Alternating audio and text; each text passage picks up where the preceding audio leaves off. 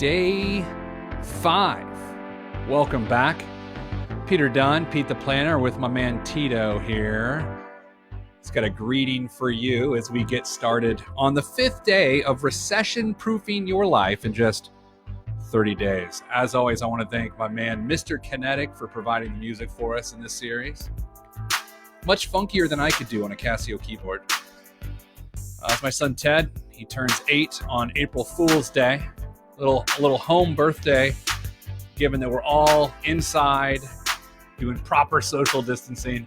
Hey, we've got a tough topic today, serious topic. We got to have an adult conversation. But I needed a little energy to get us started, so I brought my man Tito in here. So he's going to kick us off. He wants to say hello. Ted, welcome to the show. Hello, I'm Ted. Have a good day. Bye. All right. That's Tito. Tito's good people, everybody. Tito is good people. All right, so this is day 5 of whatever we're calling this, Recession-Proof Your Finances in 30 Days. I'm Peter Dunn, CEO of Hey Money and Your Money Line.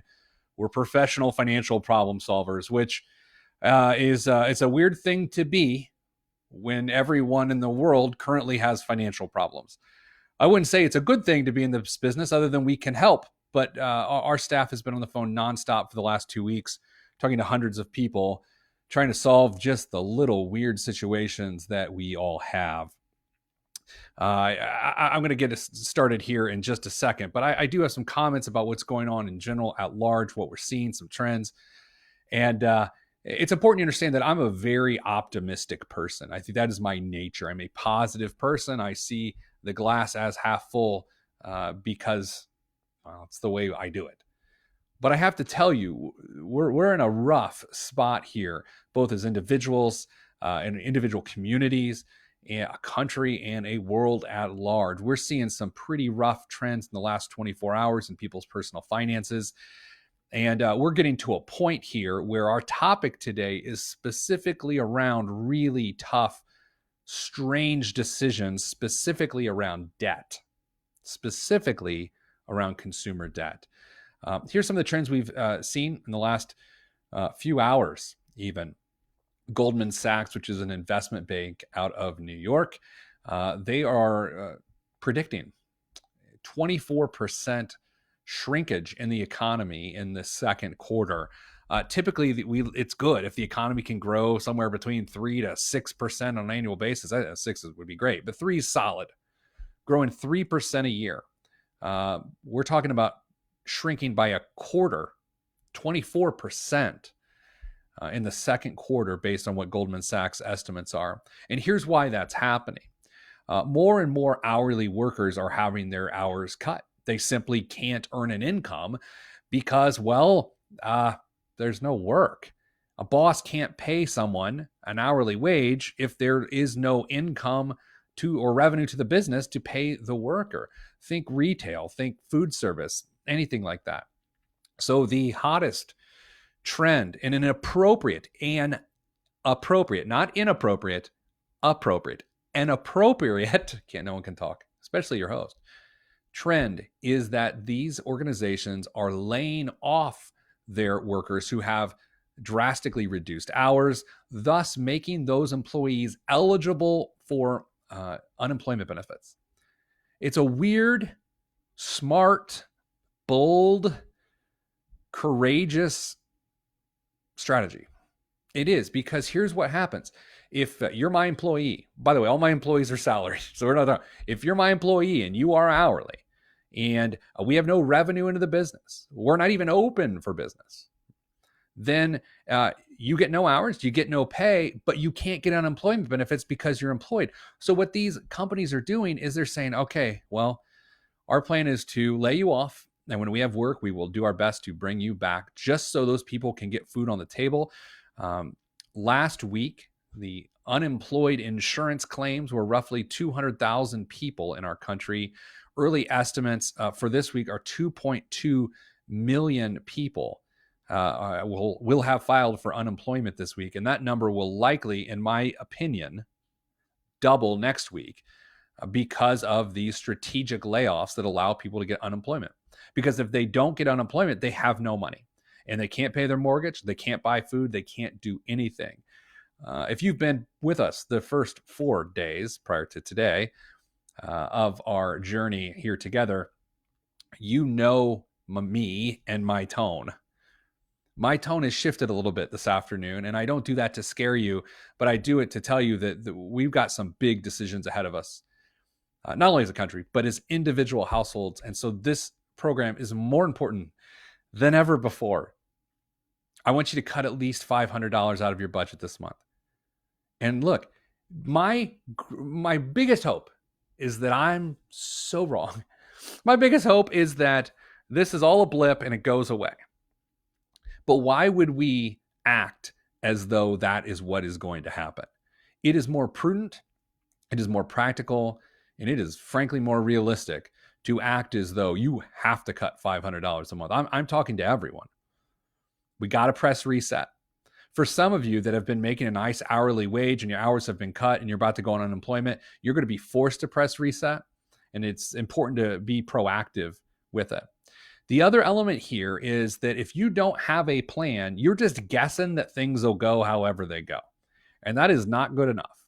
We are entering a really tough time with this situation as the economy remains shut. I think you have to be prepared for 8 to 10 weeks in the current environment. And the weird part about this is there are 3 ways this can go from what this week was. This is one of the longest weeks of any of our lives. And there's 3 ways this can go. It can go better, which I would love. I don't think that's going to happen for 8 to 10 weeks minimum. It could go worse, which I can't even imagine, right? This was pretty rough. I mean, this was quite the shock this week. Or it could go the same as it was this week, which is still awful. However, we're now kind of used to it. We're kind of used to it. You know how you get like a bad haircut sometime and you hate it? And you look in the mirror and you still hate it, but you kind of get used to it. I think that's what we're up against. If you need specific help, and believe me, we're all going to need specific help. It's just whether you want us to help you or not. You can go to it's called Hall Hey Money. No, it's callheymoney.com. One of our members from our team can jump in there and do their best to put a plan together for you. I would like to think of it this way for all of us, myself included. Basically, our lives right now are story problems. You know, when you were a kid and you went to class and there were story problems in math class and most people are like, oh, this is terrible. I don't like story problems. I happen to love story problems, but all of our lives, our financial lives right now are a story problem. Do I stick around and get 8 hours or do I get unemployment? That's where we're at. Now I realize not everyone's on an hourly wage, but a lot of people are on an hourly wage.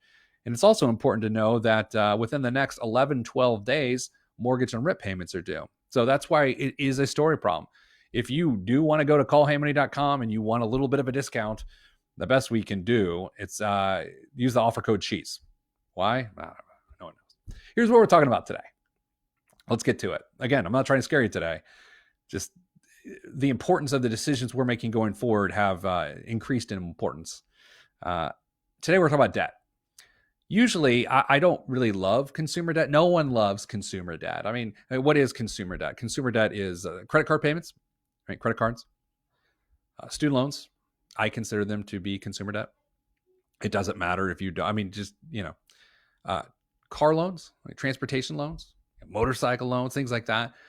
Arguably home equity lines that you've used, personal loans to friends and family. These are all the sort of consumer debts we have. Even medical debt is considered consumer debt. Typically, I don't want people to have it, and we put together very structured plans on getting people out of debt. We don't do debt consolidation or debt relief or anything like that. We just structure how you pay off your debt in a particular way. There are 2, 3, 4 different ways to do it. A few of them work. Some of them are easy. Some of them are hard. I'm going to save my breath on that today because I'm going to be honest with you, I don't think it matters. Your focus, no one's focus right now should be getting out of debt. I can't believe I'm saying that. I've been a robot for a long time trying to get people out of debt. Today, we're not worried about getting out of debt because whatever money you are using to aggressively or not so aggressively get out of debt, you need to stop paying extra on your debts today. You need to save that money. I need to give you an example. Let's say a minimum payment on a credit card is $46 a month, and you typically pay $150 to try to get that balance down. Normally, I'm okay with that, right? Especially if it's your only debt, right? We only want people paying a big extra payment on one debt. Even if they have multiple debts, we'd rather take one giant extra payment and put it towards one debt until it's vanquished and hit the other ones. That's our preferred method. There's a lot of things people call it: momentum method, snowball method, whatever. I tend to think behaviorally that's a really good way to get out of debt. If you're currently doing that, the momentum method, the snowball method, stop. Just make minimum payments on everything, and whatever you were going to pay extra on and what you have been paying on extra every month, put it in savings. Do not just leave it in your checking account. Put it in savings. Don't miss payments if you can handle it. But the point really is, paying down debt is pointless in this current environment. For the next 8 to 10 weeks, your goal is to be cash heavy, to have as much cash savings as possible. For some people, this might even include something that, again, breaks another one of my rules, but we're in that territory. If you haven't already figured this out, these are sort of once in a lifetime events. Typically, I don't want people to ever stop putting money in the retirement plan at work. However, if you are getting regular hours and you only have $1,000 at home and you're worried about your job, I would stop a couple months worth of contributions. Don't pull money out of your 401k. I'm saying for the next couple of months, you may want to consider not putting money in so you can put that money to the side to have a better emergency fund at home. Now, one of the byproducts, one of the relief mechanisms, I'm making up words now, of the recession we're in right now is that the federal government has announced that federal student loans don't have to be paid in the next couple months. However, this may not surprise you. There's not a lot of details about it yet. It was recommended today at a press conference by the president that you just call your student loan administrator. But now I've already seen reports that the phone lines are tied up and they don't know much about it, and that it's an automatic thing. You're going to have to do your own research because there is so little out there on a federal level of guidance on what to do. It's a little bit confusing. I'm sorry. I like to bring clarity to your financial life. There's just no clarity on that. But this is relatively good news as long as you do it right. If you can, and it's federal student loans, right? Private loans don't count. Private loans don't count. Federal loans do count. So if you've got federal loans, ensure that for the next 60 days that you don't owe a payment. And instead of making that payment, save that amount of money over into your savings. If you were putting $106 a month towards your student loan, don't do it for 2 months. Take that 106 plus 106 for 212 and kick it over to your savings. Don't leave it in your checking account. If you were making a massive payment, $839, same thing. Put it in savings. We're getting to the point in time that the economy is evolving so quickly over the next 3 months that you got to have savings. I've talked to a number of hospitality workers today, a ton of hourly workers today, and I keep getting their stories, which are informing these opinions. I talked to a family that probably makes about $5,500 a month of take-home pay. 60% one person in the family, 40% the other. That's how the pay is calculated.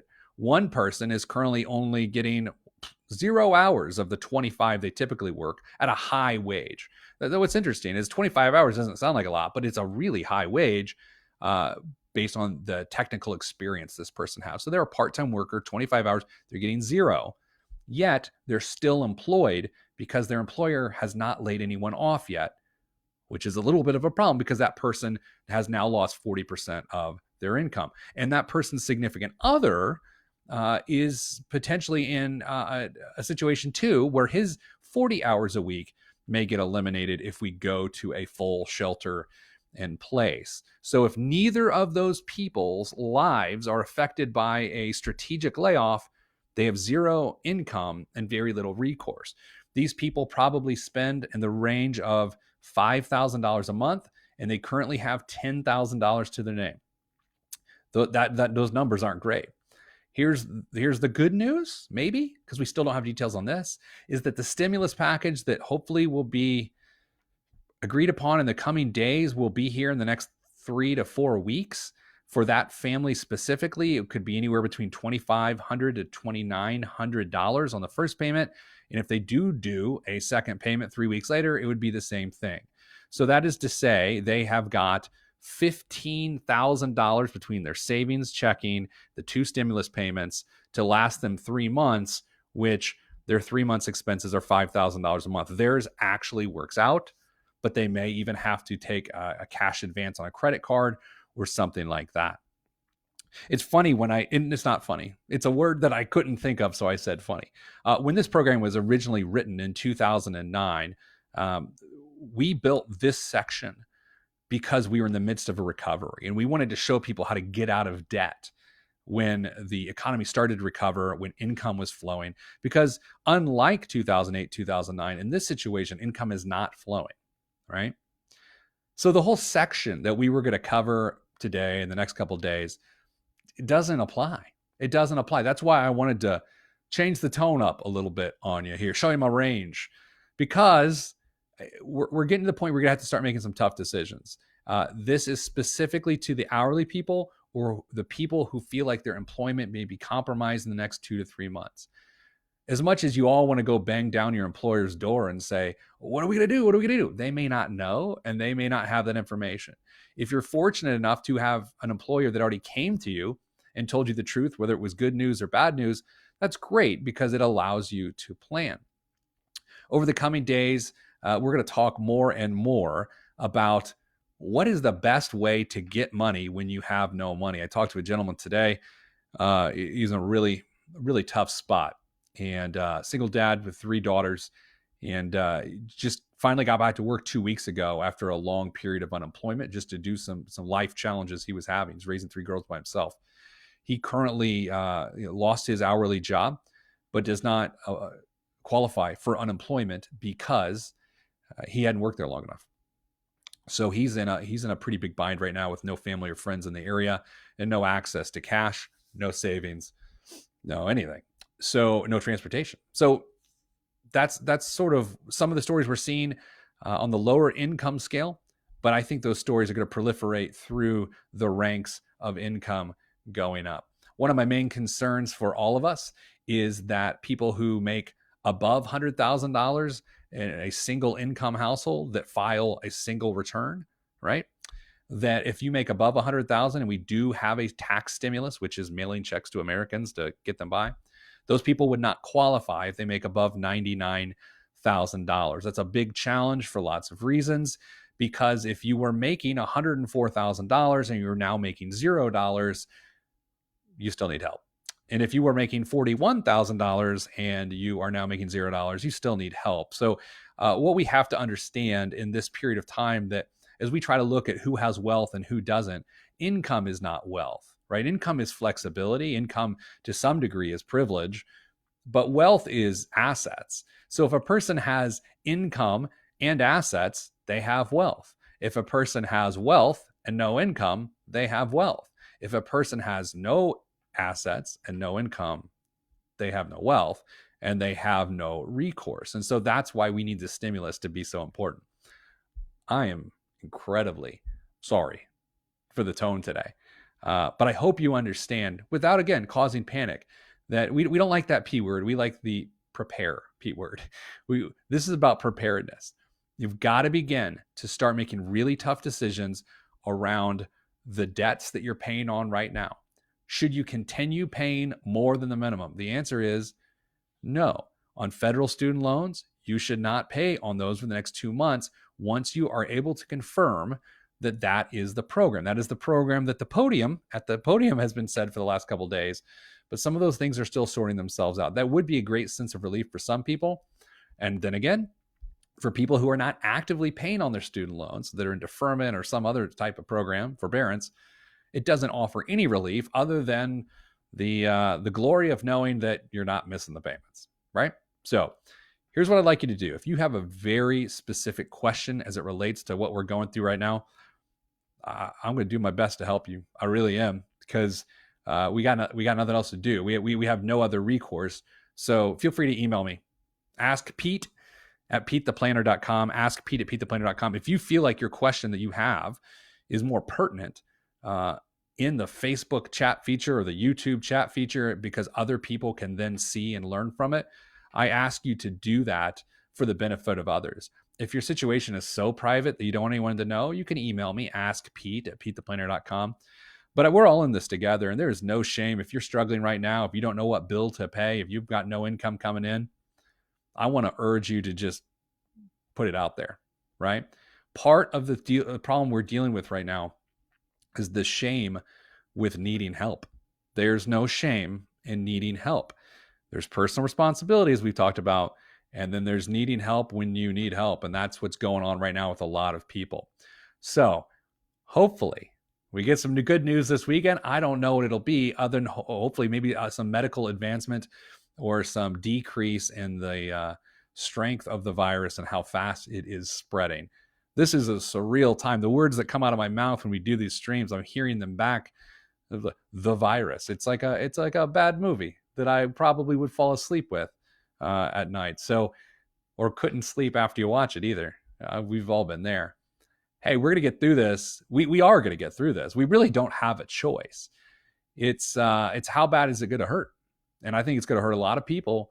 But if you put the plan together now, if you start making tough decisions now, when your sweetie pie gets home from work tonight, and by home from work, I mean walks into the other room, because a lot of people are working from home, talk about this. It's wildly uncomfortable. It's wildly unpopular.